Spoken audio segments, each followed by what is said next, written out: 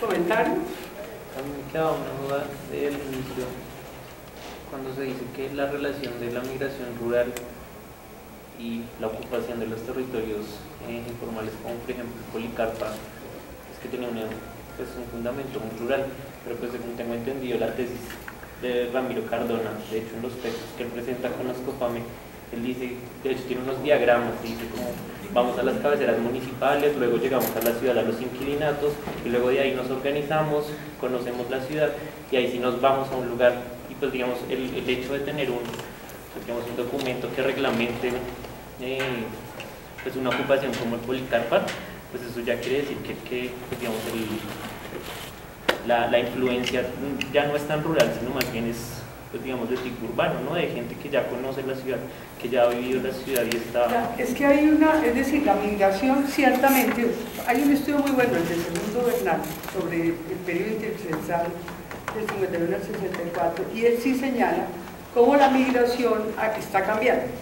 Y tenemos una migración en etapas. La mayor parte viene de las cabeceras municipales, de los cascos urbanos, pero la migración del Policarpa, de ciertos barrios populares de Bogotá, es rural, y es migración por la violencia. O sea, la violencia de los 50 es un acelerador de la migración. No se puede calcular, no hay cálculos claros de qué tanto es migración forzada, como la de hoy, se llama hoy el desplazamiento forzado, y qué tanto es migración clásica, tradicional, digamos, por atracción de la ciudad, por mayores oportunidades, etc. Pero el caso que yo puse del Policarpa sí es una migración campesina, politizada, que migra porque le toca salir de pero ciertamente, digamos, ese no es el prototipo de la migración, usted tiene razón en eso. Los estudios de migración sí muestran que la mayor parte de la migración proviene de las cabeceras municipales. Ahora, lo que pasa es que si uno mira las cabeceras municipales, porque eso también es una ficción, o sea, pensar que provenir de la cabecera porque proviene de una cabecera es ya urbano, es indiscutible. O sea, nosotros tenemos, y por eso se ha cuestionado tanto la división del DANE en población urbana y el resto, ¿no? Que ni siquiera habla rural. El resto. Entonces, ¿qué es el resto? Y el último estudio, el de Informe de Desarrollo Urbano del 2011, recalcula la población rural en 30%, digamos, contra el censo, señalando que mucha gente que vive en el casco urbano tiene actividades rurales. Entonces, además que nosotros ya tenemos el fenómeno europeo de, digamos, de mantenimiento de la actividad agraria, pero viviendo en el casco urbano. Pero eso no quiere decir que sea gente urbanizada, digamos, con una cultura urbana, etc. Hay en Bogotá una cultura rural impresionante que todavía está hoy día. Es que en los años 60, digamos, los 70, digamos, cuando uno iba a los barrios sur, arriba, digamos San Francisco, Maíz arriba, pues todavía hay es una vida completamente rural. Ciudad Bolívar. Eso es, ahí las gentes tienen animales, sí, o sea, no era, digamos, una cosa extraña, y todavía tenían vaca. Y la estrategia como montan la vivienda. Claro, sobre el orden, claro. En el fondo montan la casa, y acá es completamente rural, hay gallinas, huerto y todo. O sea, hay una vida todavía que es muy distinta a la de ahora. Yo vuelvo a decirle, hoy en día usted va por la calle y usted no tiene ni idea de un ciudadano si es o no urbano o no, porque pues es igualito, todo el mundo se viste igual y tiene más o menos las mismas cosas.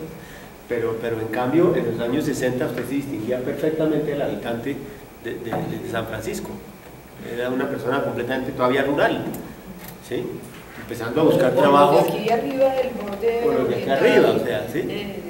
Todavía tienen, digamos, las costumbres mucho más claro, hoy en día, pues, no tiene nada que ver. Todos usan Nike, si no usan Nike, una cosa que se le parece. Es igual. ¿Sí? Eso no sucedía en ese momento, jamás. Todavía encontraba mucha gente urbana realmente en la ciudad. ¿Cómo? La anomia, que llama Ramiro Cardona, pone ese nombre, la anomia. La anomia, que es el concepto sociológico de Durkheim, que quiere decir anomía, o sea, sin valores. Y eso es lo que lleva un poco al proceso mismo de desplazamiento. La pérdida de valores. Que se van perdiendo y van buscando nuevos valores, y por eso van de un un centro al otro centro, una ciudad más grande, buscando que pueda llegar a Bogotá. Pues yo me acuerdo que hubo unos trabajos que hicimos para los años 70, que era tratar de encontrar si las personas que migraban traían algún tipo de, digamos, de ideas de casa. Ajá. Entonces había unos barrios que eran de tolimenses, entonces uno iba y miraba las casas en el Tolima y después miraba. Y después nos dimos cuenta que no, que todas las viviendas urbanas eran exactamente iguales, fueran de tolimenses, campesinos, boyacenses, costeños o lo que fuera.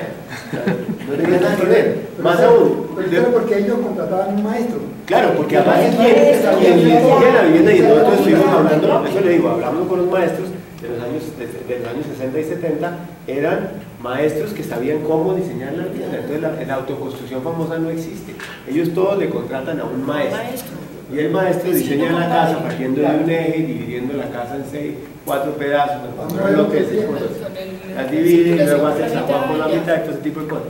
Y eso es una vivienda diseñada por el maestro. Y es igualita si el señor es de todo el mundo haciendo de donde viene igualito, no tiene nada que. O sea, ese es el proceso, es brutal. Y es tan fuerte ese tipo de vivienda que ustedes después se van al campo. Nosotros después hicimos un trabajo sobre la sabana. Y en los barrios de la sabana, pero aún las viviendas rurales de la sabana, son las viviendas urbanas trasladadas allá. Y ustedes por eso encuentran sobre la autopista Medellín una vivienda que tiene las dos puertas cerradas, pero si está en la mitad de un potrero, bueno, pues tiene 2 fachadas, una adelante y una atrás. Vuelve y reproduce lo mismo que hay en la ciudad. Esa es la vivienda que hay que hacer. O sea que aquí tenemos un proceso al revés. Ajá. De urbanización del campo. De urbanización del campo. Bueno, que lo ha habido también es...